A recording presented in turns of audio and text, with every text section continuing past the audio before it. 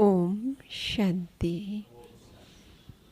लगी लगन बस एक यही, हमें तपस्वी बनना है। तो आज का सम्मान भी है, मैं महातपस्वी मूर्त आत्मा हूँ। और आज जो हमारी भट्ठी आरंभ होने जा रही है, उसका जो लक्ष्य है संस्कार परिवर्तन योग तपस्या, उस पर प्रकाश डालने के लिए हमारे बीच में पधारे हैं हमारे आदरणीय राजयोगिनी शीलू दीदी जी। एक हाथ हिलाकर हम आपका स्वागत करते हैं, सत्कार करते हैं, अभिनंदन करते हैं। यूँ तो आपकी भट्ठी में जितने भी स्पीकर्स आएंगे वो सब आपके जाने पहचाने हैं, चिर परिचित हैं, लेकिन फिर भी होंगे कुछ लोग जो नए नए आए होंगे। जो पहली बार आए हैं जरा हाथ उठाए। हाँ देखे। तो इसलिए हर स्पीकर भले ही चिर परिचित है, थोड़ा सा हम इंट्रोड्यूस जरूर करेंगे। तो आदरणीय शीलू दीदी जी बाल्यकाल से ही इस ज्ञान मार्ग पर चलते हैं। मुंबई महानगरी से निकले आप ईश्वर के अनमोल रतन हैं।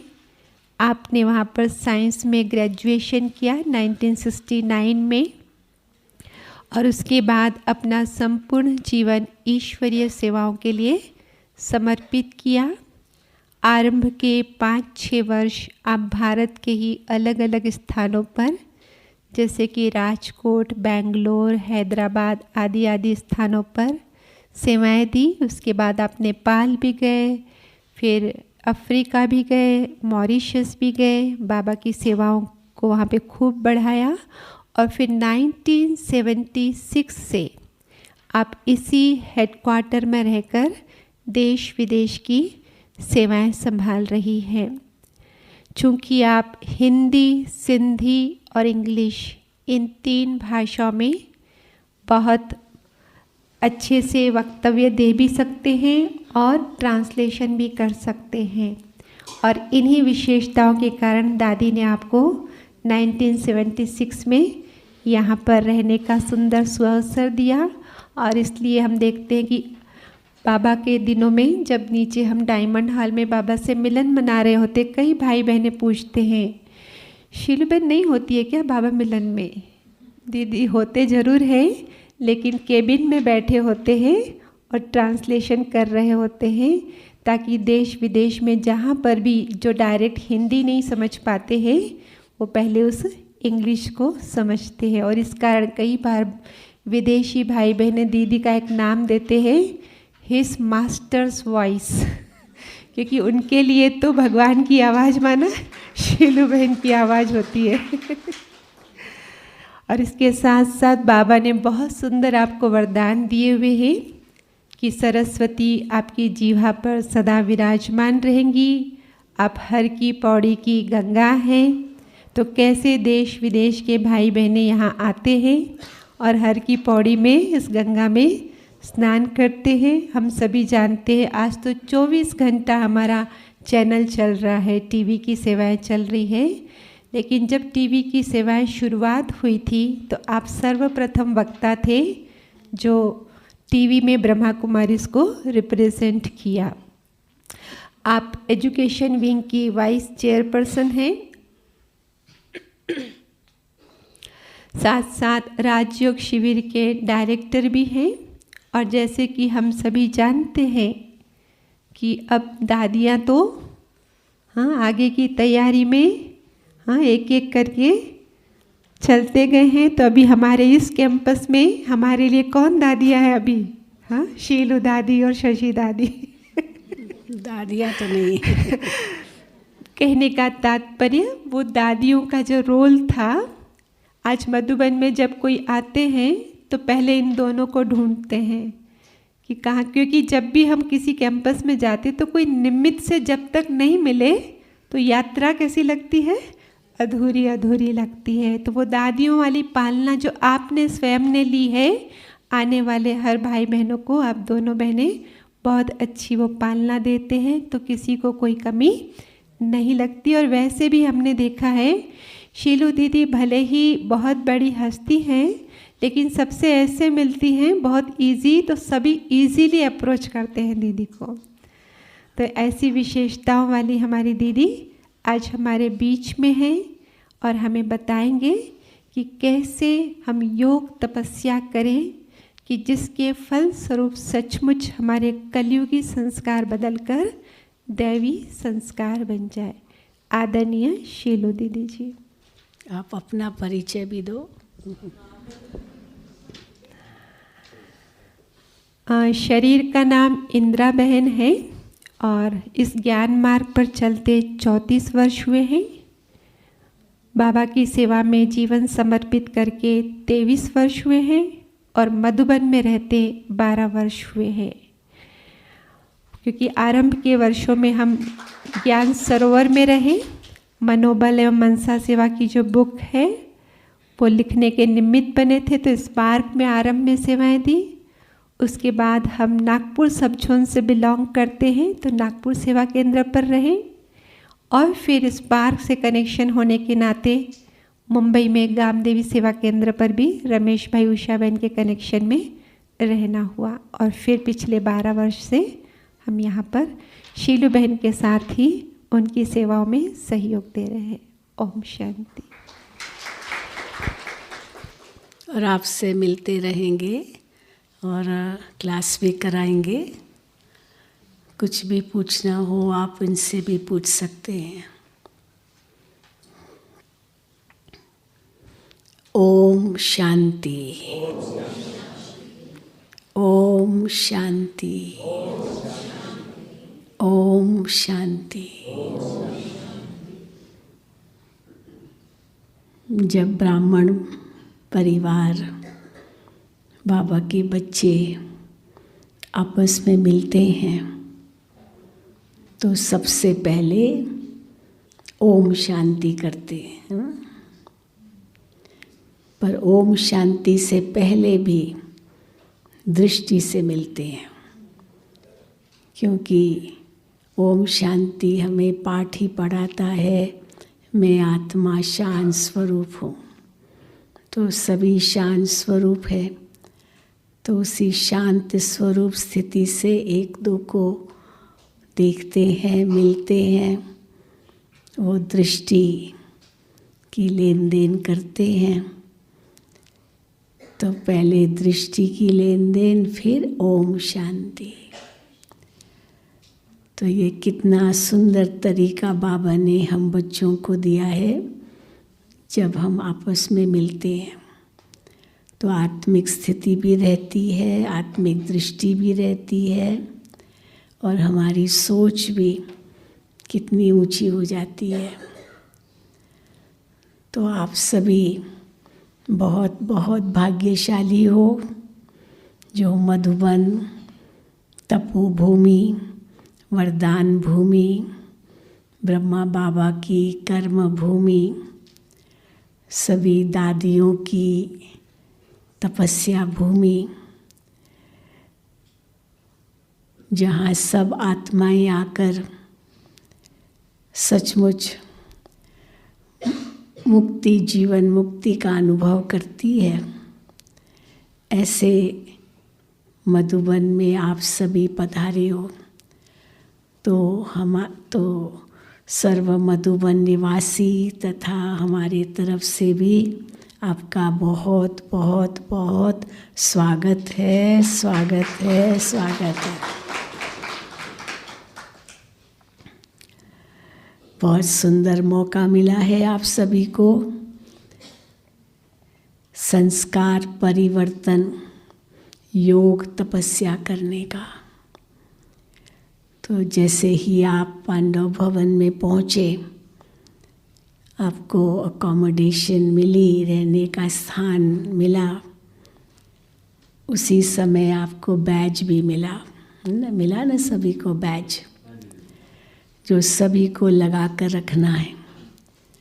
ये बैज केवल बैज रूप में नहीं समझना, ये एक ठप्पा है जो आपको लगा कि हम यहाँ आए हैं अपना संस्कार परिवर्तन करने लिए और उसके लिए योग तपस्या करने जा रहे हैं।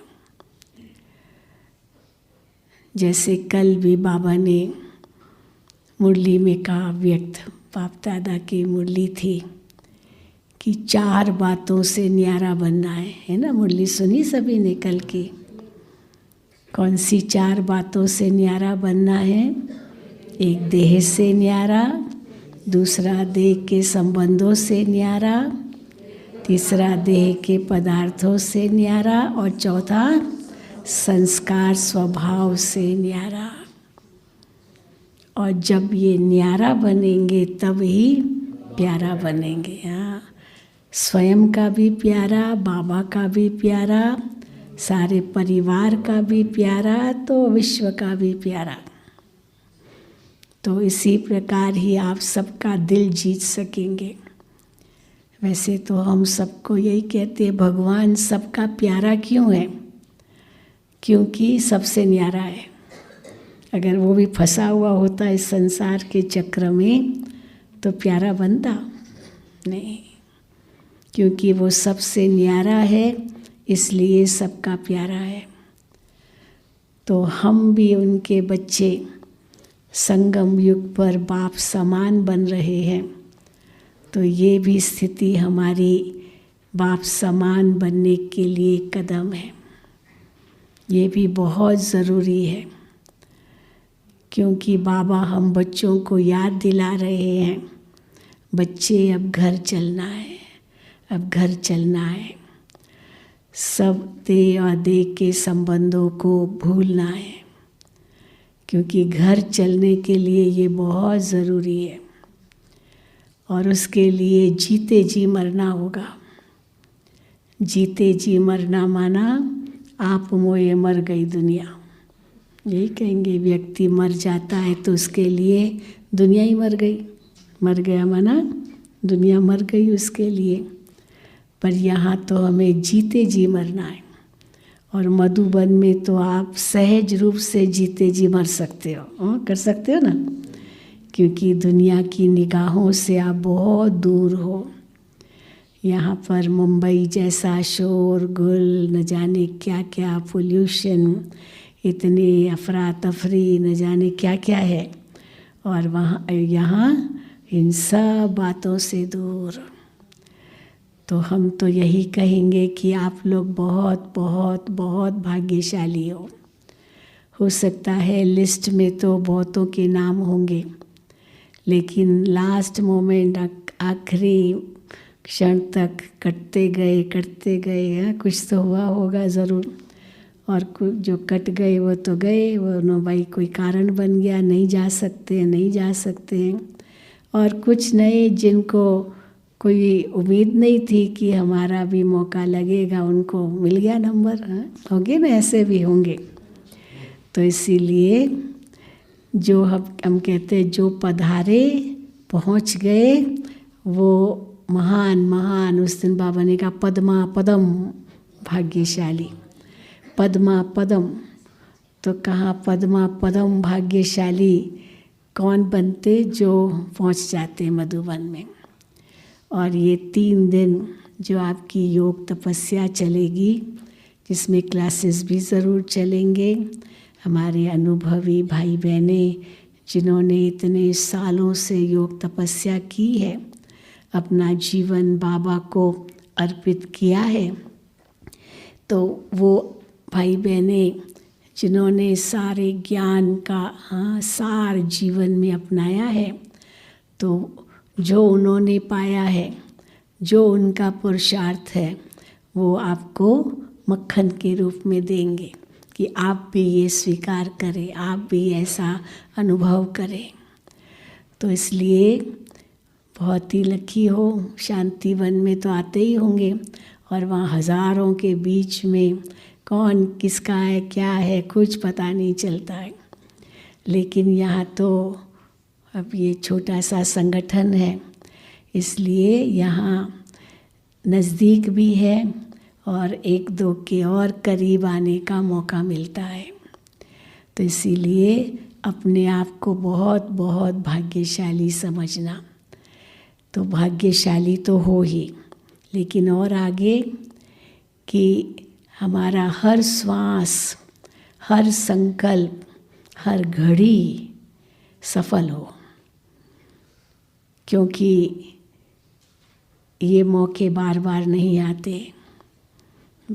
हाथ उठाया कि कई बार तो पहली बार आए होंगे, कई तो बहुत बार आए होंगे, लेकिन मधुबन में रहने का मौका नहीं मिला होगा, क्योंकि नीचे आते हैं शांतिवन में, वहीं अब होते हैं, चलो आए एक दिन 4 धाम की यात्रा करके चले गए, पर मधुबन में ठहरने का मौका नहीं मिला होगा। ऐसे भी होंगे जो ऐसे हैं जो आए तो कई बार है लेकिन मधुबन में कभी नहीं रहे हैं, वो हाथ उठाएं। अच्छा, इतने सारे, हाँ देखो भाई, हाँ बहनें देख रही हो ना, हाँ तो देखो कितनी भाग्यशाली है। और हमारी टीचर्स बहनें भी यही कहती है, बहन जी ये जो लॉकडाउन हुआ, ये कोरोना का हुआ काल, तो हम तो 1 साल से मधुबन नहीं गए। हमने कहा हम तो ज़रूर जाएंगे, कुछ भी हो जाए, क्योंकि नहीं तो आते ही रहते हैं, कभी शिविर की पार्टी लेकर आते हैं, कभी अकाउंट्स में आते हैं, कभी वैसे भी आ जाते हैं, छोटे छोटे ग्रुप्स लाते हैं, और बाप दादा के प्रोग्राम में भी आते रहे। लेकिन अब तो जैसे 1 साल हो गया, हाँ, और बाबा के घर नहीं आए, तो इसीलिए हम तो ज़रूर जाएंगे। तो अपनी बड़ी बहन को कहते हम तो जाएंगे भट्ठी वालों के साथ, हम ज़रूर जाएंगे। भाई जाओ, तो हर भट्ठी में हम देखते हैं इतनी टीचर्स बहनें भी आ जाती है। तो ये भी आप लोगों की, सब टीचर्स बहनें हाथ उठाओ। अच्छा, यहाँ पर एक तो मुलुंद के कनेक्शन में है और दूसरा बहादुरगढ़, जो दिल्ली का NCR स्थान है। जो बहादुरगढ़ के कनेक्शन से आए हैं वो हाथ उठाएं। अच्छा, वो भी है। और जो मुलुंद के कनेक्शन से आए हैं वो हाथ उठाएं। अच्छा, तो कहाँ मुलुंद, मुंबई, पश्चिमी दुनिया, पश्चिमी भारत, और कहाँ बहादुरगढ़, दिल्ली के पास। तो बहुत सुंदर मेल है यहाँ, लेकिन हम सबका लक्ष्य एक ही है। तो हम हर घड़ी, हर श्वास, हर संकल्प को कैसे सफल करेंगे, वो उस पर बहुत ध्यान देना है।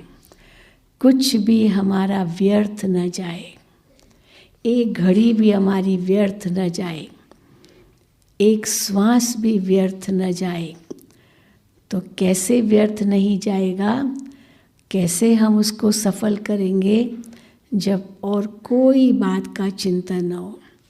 हम तो यही कहते हैं कि हर एक के जेब में या पर्स में वो जो खिलौना है ना आपका मोबाइल, वो आज जितना चाहे आप सबसे बात कर लो, घर में बता दो हम आराम से पहुंच गए, अब 3 दिन मेरे से बिल्कुल फ़ोन नहीं करना, हाँ मेरे से बात नहीं करना, मैं एकदम तपस्या में रहूँगा या रहूँगी, मेरा मौन होगा, मैं बिल्कुल फ़ोन स्विच ऑफ कर देता हूँ या कर देती हूँ। तो इसीलिए आप बिल्कुल निश्चिंत रहना और फ़ोन कोई ना करे हमें। तो ये हो सकता है कि फ़ोन चलता ही रहेगा। आज एक चुटकुला कहीं पढ़ रहे थे कि 2 कौवे थे, आपस में चर्चा कर रहे थे। वो खेत में पेड़ होता है ना, तो उस पर दोनों बैठे थे, और वहाँ वो होता है ना ये जो स्केरक्रो, जो खेत के बीच में वो बांस, लकड़ी, ये क्या नाम, घास का बनाते हैं, हाँ, तो वो था। तो एक दूसरे को कहता है क्या ये मनुष्य है? तो दूसरे का नहीं, ये मनुष्य नहीं है, ये तो स्केरक्रो है, माना वो जो इंसान जो बनाते हैं। तो कहा आपको कैसे पता चला? क्योंकि दूसरे पहले बार, क्योंकि इसके हाथ में मोबाइल नहीं है। मनुष्य माना अपने हाथ में मोबाइल ज़रूर है, हर वक्त मोबाइल हाथ में ही है।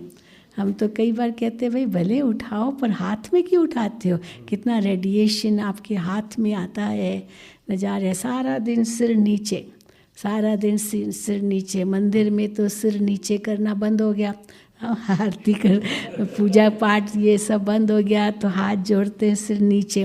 लेकिन मोबाइल के आगे तो कितना सिर नीचे करते हैं, हाथ ही जोड़ते हैं ना, क्योंकि तो देखो मोबाइल ही भगवान बन गया हमारा।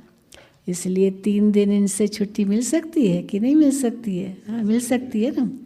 बहुत ज़रूरी हो तो और बात है, लेकिन संकल्प ही ख़त्म करना है कि मुझे कुछ देखना भी है, कुछ सुनना भी है। बस बाबा के इस क्लास में आपको जो सुनने, जो मिले, जो आपको कोई सुनाए, बस वही सुनना है, और कुछ बातें नहीं करनी है बिल्कुल, क्योंकि बहुत बड़ा लक्ष्य लेकर आए हो आप, संस्कार परिवर्तन।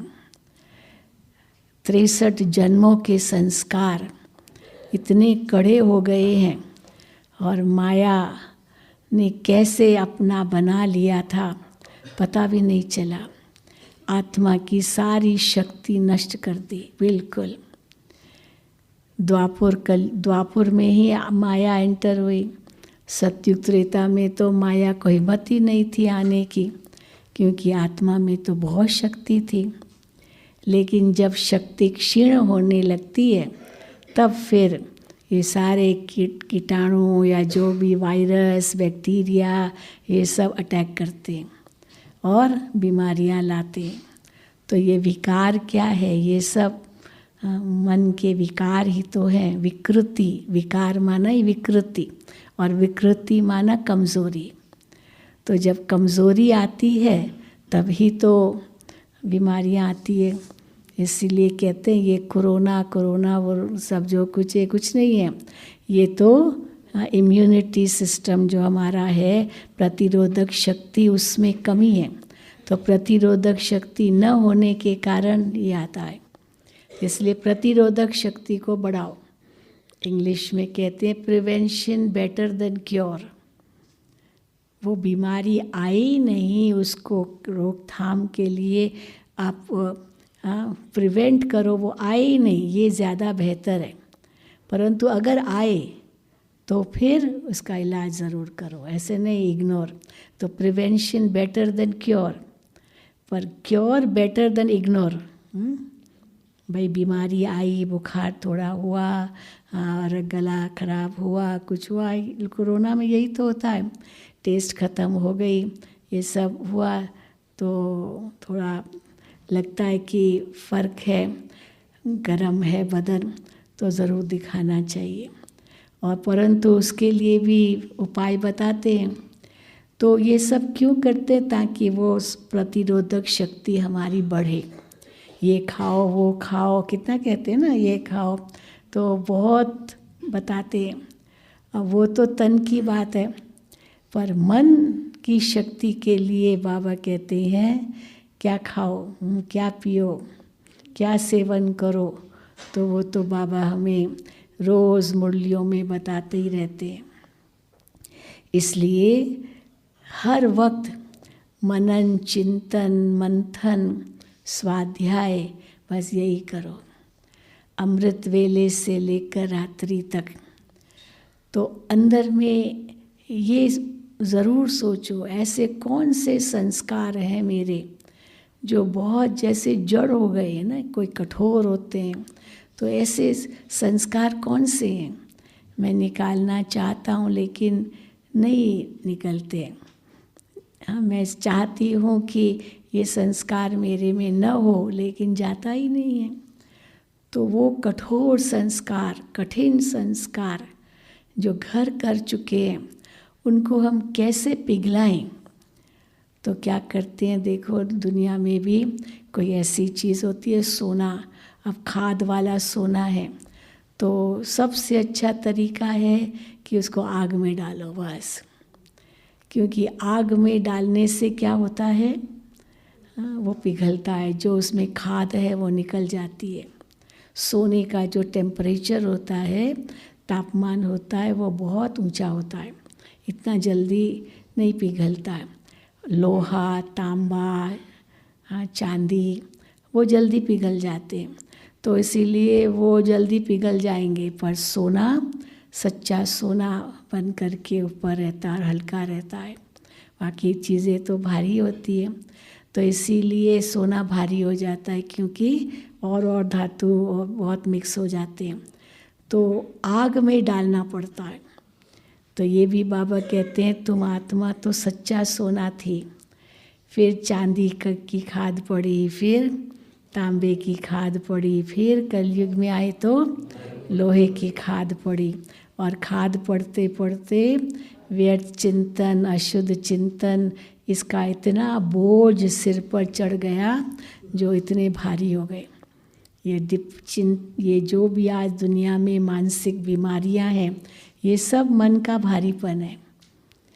व्यर्थ सोच चलते रहते हैं, या टेंशन होता है, चिंता होती है, डिप्रेशन आजकल तो बहुत ही बढ़ गया है। छोटे छोटे बच्चों में भी, जवानों में भी, बूढ़ों में भी, सब पता ही नहीं है कि कब किसको क्या है। हाँ, तो ऐसी स्थिति कलयुग के अंत में हो गई है। ये सब भारीपन की निशानी है। तो शरीर के लिए तो कहते हैं ना भाई, मोटापा कम करो, मोटापा कम करो, वज़न कम करो, डाइटिंग करो, वेट कम करो। अब ये जो मन का वेट जो कम करना है, वो तो सोचते ही नहीं है, वो तो और बढ़ाते जा रहे हैं। देखो आज बाबा ने मुरली में एक बहुत सुंदर बात कही कि हाँ, 63 जन्म तो विकारी बने। अब एक जन्म पवित्र नहीं बन सकते हो, एक जन्म के लिए। बाबा ये थोड़ी कहते हैं कि 63 जन्म फिर पवित्र बनो, भले, पर एक जन्म तो बन सकते हो ना। तो हमने उदाहरण दिया मुरली क्लास में कि भाई 6 दिन तो खूब खाना खाते हो, तीनों टाइम खाते हो, पता नहीं कितना खाते रहते हैं, एक दिन उपवास नहीं कर सकते। और अगर उपवास करेंगे एक दिन तो शरीर के अंदर वो आपकी शक्ति बढ़ जाएगी, हल्के भी हो जाएंगे। एक दिन नहीं खाना है, केवल पानी पर रहना है। ये भी कई ट्रायल करते हैं और सचमुच देखते हैं कि और ही कई रोगों से बच जाते हैं। तो हमने देखा है कि जैसे वो एक दिन भी अगर अपने ऊपर संयम रखा तो बहुत फ़ायदा होता है। तो ये 63 जन्म 62 जन्म जो भी कहो, इतना विकारी बने, न जाने क्या क्या कर्म किए, 5 विकारों में फंसे, लेकिन क्या ये एक जन्म पवित्र नहीं बन सकते? बाबा ने पूछा। और वही कई बार बाबा कहते हैं मेरे खातिर, मेरे खातिर। हाँ, कौन कह रहा है? भगवान कह रहा है। और फिर कितना बड़ा प्रलोभन दे रहा है, बच्चे तुम अगर ये पवित्र बनेंगे, तुम हाँ अगर मेरे बनेंगे तो मैं तुमको राजाई दूंगा। इतना बड़ा प्रलोभन, कितना बड़ा प्यार है ये।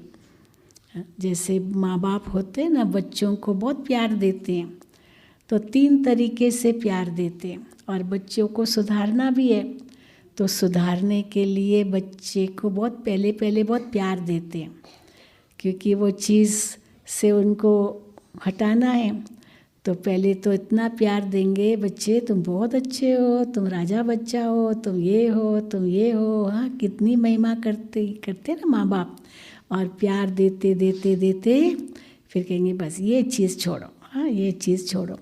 तो वो प्यार जो माँ बाप का पाया, उस प्यार के कारण क्या होता है, छोड़ना सहज हो जाता है।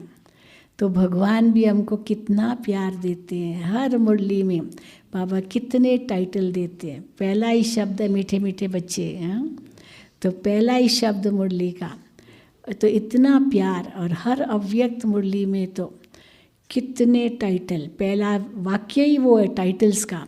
आज बाप दादा किन बच्चों को देख रहे हैं, किन बच्चों से मिल रही हैं, dash dash dash dash dash. हाँ, मैं कई बार सुनाती हूँ जब, क्योंकि ट्रांसलेशन करनी होती है ना मुझे, तो हिंदी से इंग्लिश में करनी होती है। तो इंग्लिश में जो वर्ब है, क्रिया, तो वो इंग्लिश में पहले आती है, बाप दादा इज़ लुकिंग एट और मीटिंग, और हिंदी में लास्ट में आता है। हाँ, बाप दादा डैश डैश डैश बच्चों से मिल रहे हैं, तो मिल रहे हैं, देख रहे हैं। अब बाबा को क्या कहना है पता नहीं चलता ना, वाक्य चल ही रहा है। तो इन बच्चों को, तो इन बच्चों को अब मुझे रुकना पड़ता है, क्योंकि जब तक बाबा वो इंग्लिश के लिए क्रिया शब्द पहले आएगा, बाप दादा लुकिंग एट, मीटिंग, तो पहले बोलना होता है तभी वाक्य होता है। तो इसलिए फिर मैं लिखती हूँ, और जैसे लिखती जाती हूँ ना मेरा नशा चढ़ता है। देखो भगवान हमको किस नज़र से देख रहे हैं, कितनी ऊंची नज़र से, कितनी ऊंची दृष्टि से देख रहे हैं, क्योंकि उसके बाद फिर ट्रांसलेशन करना होता है। हाँ, तो ये भी अभ्यास हो गया है, लेकिन कोई तो भूल भी जाते, इसलिए लिखना तो पड़ता ही। पर वो लिखते समय वो जो नशा चढ़ता है, फिर उसके बाद ट्रांसलेशन करना तो इतना सहज हो जाता है। कई कहते आप कैसे करते हो ट्रांसलेशन? कहते कोई मुश्किल नहीं है। जो कहा ना हिज मास्टर्स वॉइस, तो पहले ज़माने में वो बड़े ग्रामोफोन आते थे, उसमें एक हॉर्न होता था ना, वो क्या बोलते थे वो और फिर एक कुत्ता होता था इतना बड़े बड़े रिकॉर्ड, बिल्कुल जैसे तवे की तरह, तो उस पर सुई रखते थे और वो गीत बजता था। तो भगवान की आवाज़, तो वो कहते कि भाई भगवान को तो हम नहीं समझ पाते क्योंकि हिंदी नहीं जानते हैं, तो आपकी आवाज़ से हम भगवान को पहचानते हैं, मतलब इसीलिए कहते हैं। तो मना इसी प्रकार से। और पहले हम जब मधुबन में ही था, न ज्ञान सरोवर था न शांतिवन था, तो मधुबन में ही सब भाई बहनें आते थे और यहीं हमारे क्लासेस होते थे, यहीं सब कुछ होता था। तो और हम ही प्रोग्राम बनाते थे। तो जैसे ही हम माना दादी जी मुरली सुनाते थे, तो हम फिर मुरली के बाद हम आकर के सब भाई बहनों को प्रोग्राम बताते थे।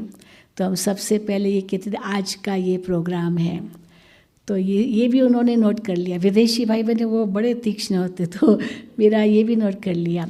तो हम किसी जगह पर गए विदेश में, क्योंकि कम से कम 75 देशों में हम गए और कई बार गए हैं, हम हर साल जाते हैं। तो एक जगह पर हमारा परिचय दिया, क्या दिया, आज का प्रोग्राम आज का प्रोग्राम। तो मेरे को ये क्या बोल रही, हिंदी बोल रही है क्योंकि वो तो अंग्रेज़ थे, तो आज हिंदी कैसे बोल रही है। लेकिन फिर कहा कि नहीं, आप हमेशा जब क्लास में आते हो तो ये कहते हो। तो ठीक है, तो जी और एक बहन ने तो क्या किया, बहुत अच्छा मुझे कार्ड भेजा। कार्ड्स भेजते रहते हैं, थैंक्स के कार्ड्स भेजते हैं, बहुत कुछ बाबा को भी भेजते हैं, हमको भी भेजते हैं, क्योंकि यहाँ उनकी सेवा करते हैं।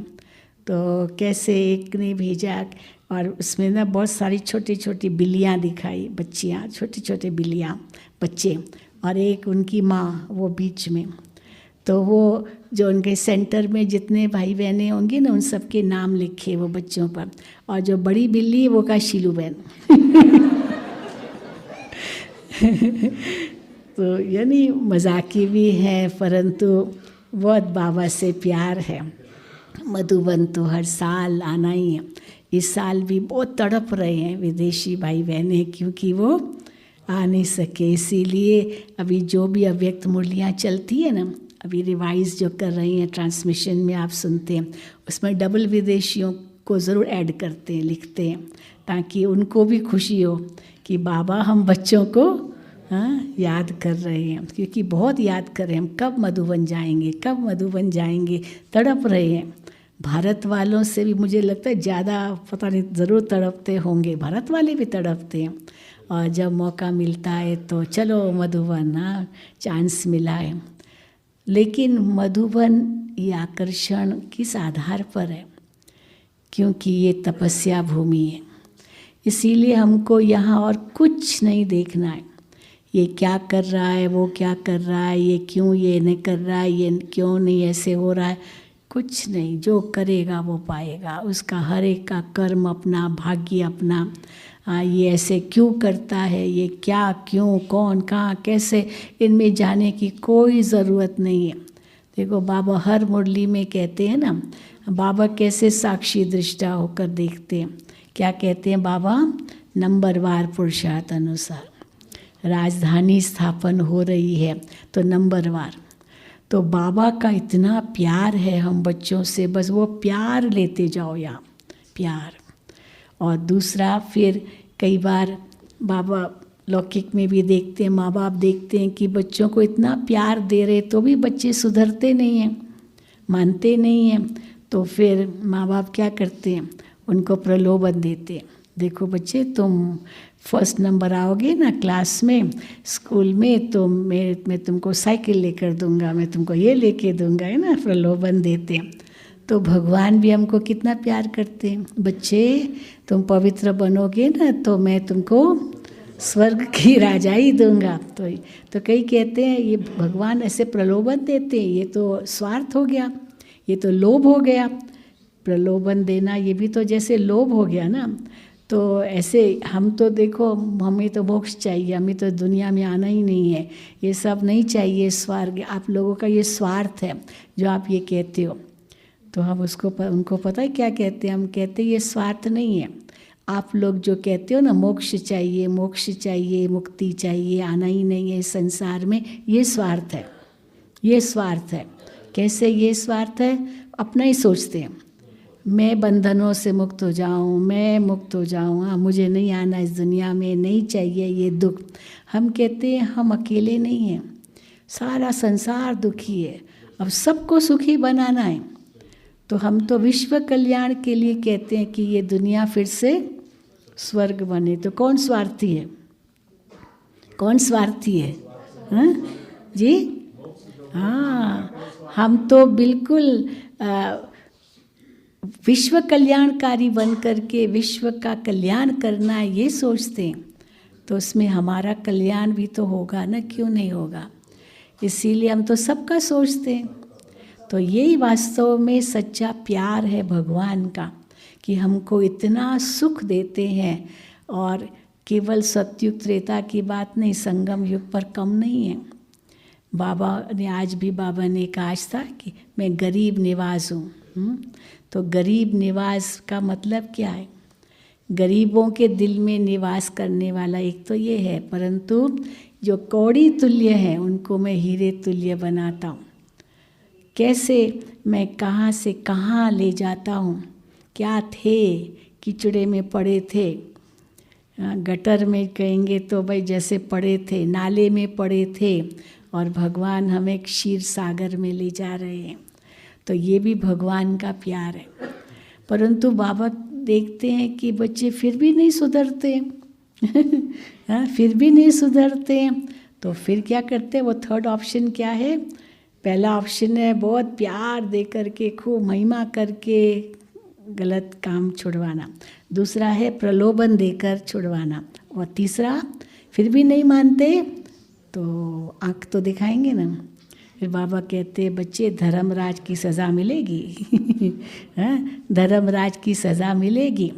तो ऐसे होता है ना, माँ बच्चे को चलो नहीं मारेगी, लेकिन माँ क्या कहेगी? देखो डैडी मारेंगे, डैडी तुमको मारेंगे। अब माँ तो प्यारी करेगी, तो डैडी मारेंगे, तो डैडी के डर से वो बच्चा कर लेता है। ऐसे होता है ना। तो बाबा भी क्या कहते हैं? धर्मराज सज़ा देगा, सज़ाएं खा करके जाना होगा, क्योंकि शुद्ध तो होना ही है। अगर योग बल से नहीं होंगे तो सज़ा बल से होना पड़ेगा, होना तो पड़ेगा पवित्र, तभी तो घर जा सकेंगे। तो इसीलिए बाबा ऐसे नहीं कि डराते हैं। कई कहते हैं ना कि भगवान हमको डराते हैं क्या? अब डराते नहीं हैं। समझो अभी बारिश होने वाली है और आपको ये जो मेट्रोलॉजिकल डिपार्टमेंट है, जो वेदर रिपोर्ट देते हैं, वो कहेंगे आज बारिश पड़ेगी, इसलिए थोड़ा अपना संभाल रखो।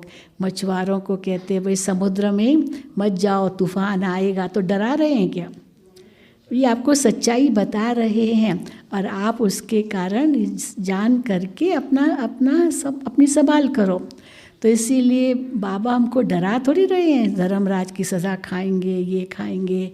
हर मुरली में बाबा कहते हैं, आज भी बाबा ने कहा मूसलधार बरसात होगी, ये होगा, वो होगा। पांचों तत्व अपना काम करेंगे। तो भगवान तो हमें सावधान कर रहे हैं, और सबको जाना है। फरिश्ता बन करके हम जाएंगे, जो उस दिन भी बाबा की मुरली में था, मिरुआ मौत मलूक का शिकार। तो मलूक एक तो शिकारी को कहा जाता है, मिरु माना जानवर, तो मलूक माना शिकारी। अब जानवर के लिए तो मौत है, लेकिन शिकारी के लिए वो शिकार है, भोजन है। तो उसको तो कितनी खुशी होगी, शिकारी को शिकार मिल गया, परंतु जानवर के लिए तो मृत्यु है। तो बाबा कहते हैं मिरुआ मौत मलुक का शिकार, दुनिया तो मिरु की तरह मरेंगे, होलसेल मौत होगी।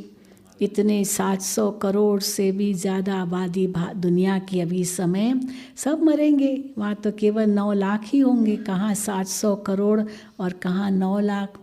तो वो तो मिरु की तरह मरेंगे। मिरु भी क्या, बाबा कहते हैं मच्छरों की तरह, हाँ है ना। मच्छर कैसे मरे हुए मिलते हैं, रात को इतने मच्छर होते हैं, शाम को और सवेरे देखो सब मरे पड़े हैं, कितनी उनकी आयु होती है। और बाबा कहते हैं मलूक का शिकार, तुम्हारा शिकार, क्योंकि मलूक माना फरिश्ता, मलूक फरिश्ता को भी कहते हैं। तो तुम बच्चे तो फरिश्ते बनते जाएंगे, हड्डियाँ इस सेवा में लगानी है, बाबा के यज्ञ में स्वाहा करना है तन मन धन से, क्योंकि भगवान के मददगार हम बन रहे हैं, भगवान के मददगार हम बन रहे हैं। भक्ति में तो हम केवल इतना ही कहते थे, भगवान तुम मदद करो, हे भगवान मुझे मदद करो मदद करो। अब भगवान हमको कह रहे हमको मदद करो, हाँ अंतर हो गया ना।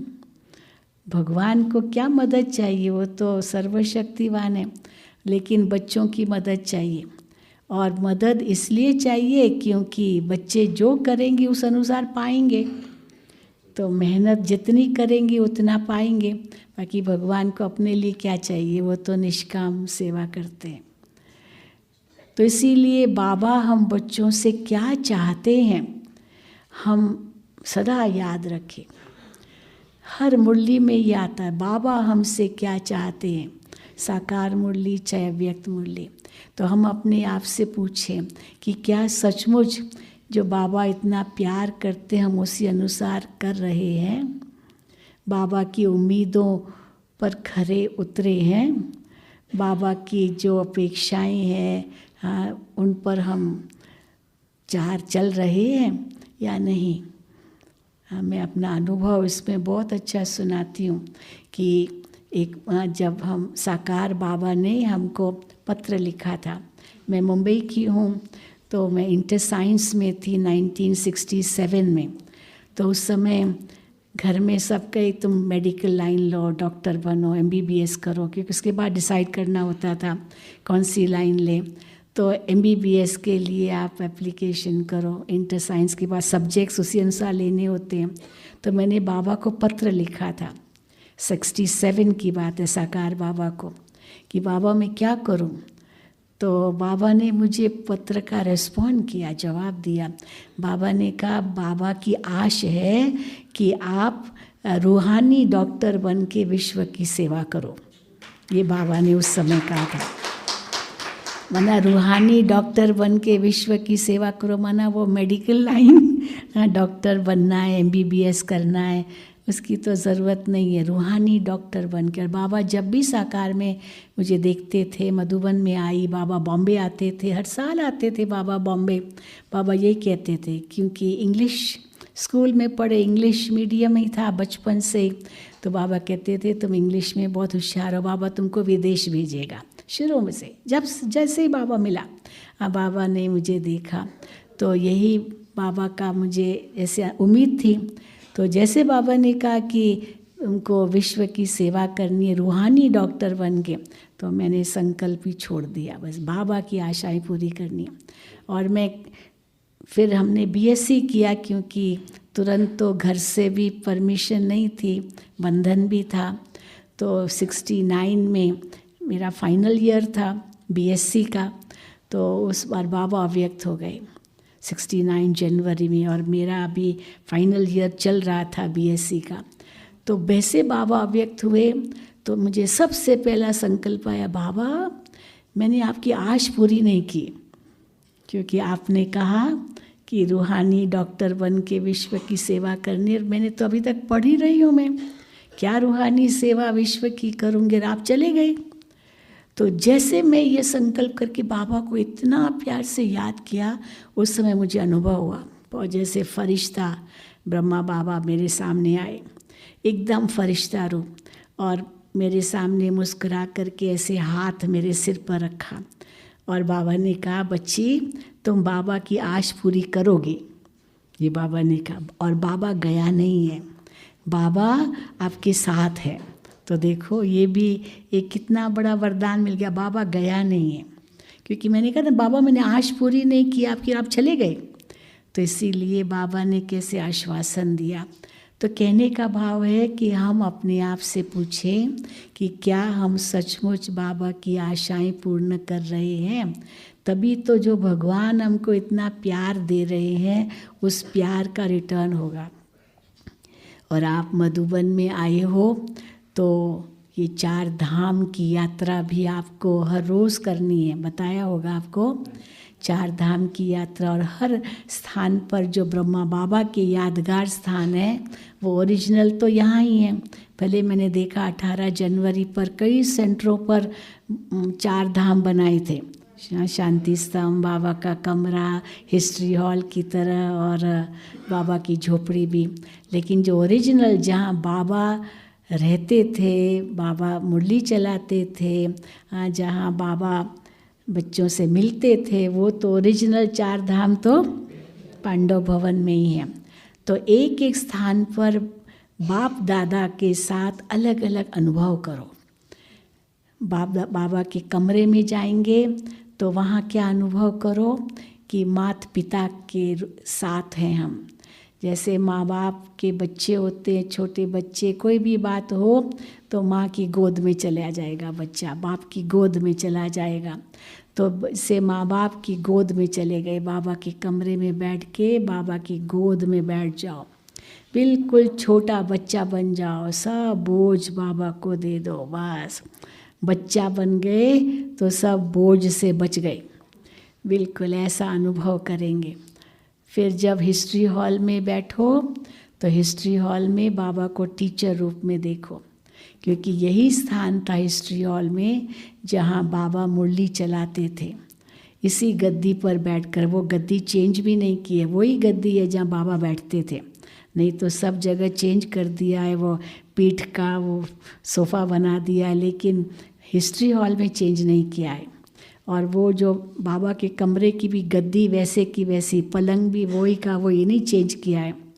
तो पर हिस्ट्री हॉल में बैठो तो बाबा को टीचर रूप में याद करो, कैसे बाबा ने यहाँ से हमें जो मुरली चलाई, जिससे हमको तीनों लोकों का, तीनों कालों का ज्ञान दिया।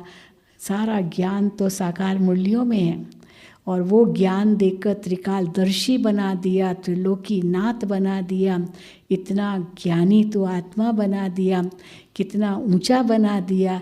तो वो स्वदर्शन चक्र फिराने से चक्रवर्ती राजा बनेंगे, तो वो याद करो। तो विचार सागर मंथन करो। फिर बाबा की झोपड़ी में आओ तो बाबा को सखा रूप में याद करो। सखा जैसे दोस्त, मित्र समान। माँ बाप टीचर तो बड़े होते हैं ना, पर सखा तो हमजिन्स अपने जैसा होता है। तो बाबा को अपना सखा समझकर जो भी दिल की बातें हैं वो बाबा को बताओ, पत्र भी लिखो, और वो पत्र का लिए लेटर बॉक्स भी है, उसमें डालो। चाहे बाबा के कमरे के बाहर भी लेटर बॉक्स है, तो बाबा को पत्र लिखो और अपना सारा बोझ उनको दे दो। कोई नहीं पढ़ेगा, बस आप और बाबा ही जाने, और कोई नहीं। कल भी बाबा की मुरली में था ना कि बच्चे ईमेल भेजते हैं, कार्ड भेजते हैं, ये सब भेजते हैं, पत्र भेजते हैं, तो वो तो वहाँ है, तो जो मधुबन आते हैं उनके साथ भेजते हैं। लेकिन वो जिस समय कहते हैं ना ये ले जाओ, तो बाबा के पास पहुँच जाता है। तो सचमुच, तो इसलिए बस आपने संकल्प किया और लिखा और बाबा के पास पहुंच जाएगा। इसलिए आप संकल्प मत करो कौन पढ़ेगा, ये करेगा, कोई नहीं पढ़ता, बस बाबा और आप। तो इसीलिए बाबा की झोपड़ी में जब जाओ तो अंदर में ऐसे हल्के हो जाओ, बाबा को सब सुनाओ और कुछ लिख करके बाबा के लेटर बॉक्स में डाल दो। बहुत आते हैं, सचमुच इतना अच्छा अनुभव करते हैं। कोई अंदर में कोई आश भी होती है और बाबा कैसे पूर्ण कर देता है, बस बाबा से ही बातें करते हैं। और शांति स्तंभ पर जाओ तो शांति स्तंभ पर बाबा को सतगुरु रूप में देखो, सतगुरु रूप में, और ब्रह्मा बाबा को एंजल रूप में देखो। ब्रह्मा बाबा ने कैसे हड्डियाँ हड्डियाँ अपनी गलाई, अंत तक बाबा ने सेवा की ना सेवा। लास्ट दिन 18 जनवरी 1969 के दिन भी बाबा मुरली चला करके कमरे में आए और अव्यक्त फरिश्ता हो गए।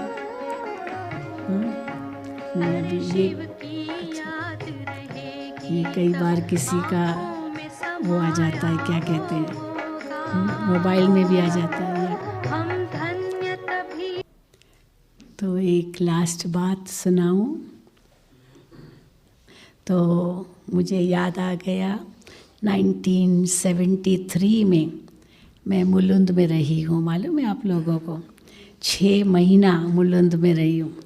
उस समय गोदावरी दीदी के आने से पहले मुझे दादी पुष्प शांता ने, क्योंकि मैं कुलाबा सेंटर पर रही, 73 की ये बात है, मैं हैदराबाद से मधुबन आई थी, तो दादी जी ने मुझे कहा कि तुम बॉम्बे जाओ, क्योंकि बॉम्बे की हूँ, तो बॉम्बे जाकर पासपोर्ट बनवाओ, क्योंकि बाबा आपको हांगकांग भेजेंगे। मतलब हिंदी सिंधी इंग्लिश 3 भाषाएं जानती हूँ, तो हिंदी सिंधी इंग्लिश ये तीनों भाषाएं हांगकांग में चाहिए। तो सावित्री दादी हांगकांग में सेंटर खोल रही थी, तो मुझे बड़ी दादी ने बॉम्बे भेजा। तो कुलाबा सेंटर पर रही, मैं वहीं की हूँ, गाम देवी कुलाबा।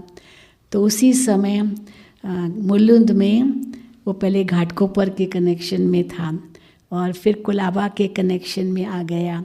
तो जैसे कुलाबा के कनेक्शन में आ गया तो दादी पुष्प शांता ने मुझे कहा कि आपका पासपोर्ट जब तक बने, क्योंकि उस समय तो बहुत टाइम लगता था, तब तक आप मुलुंद में जाके रहो।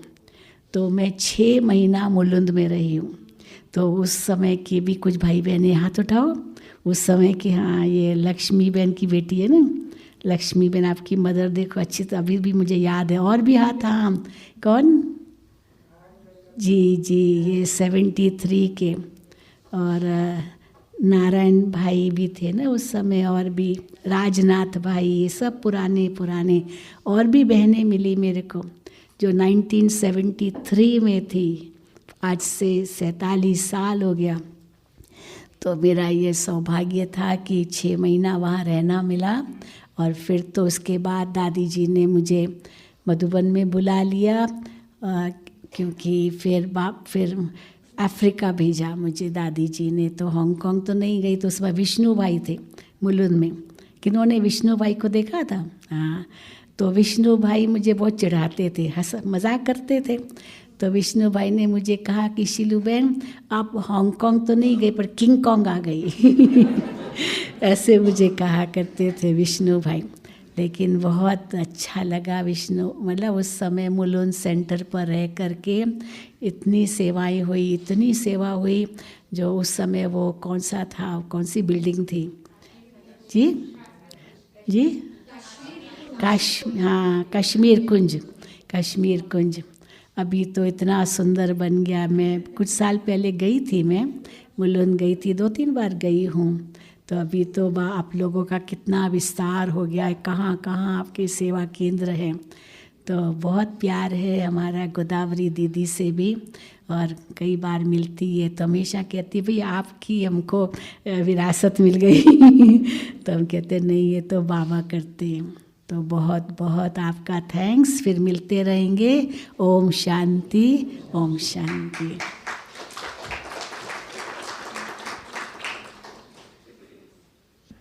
तो अवश्य ही भट्टी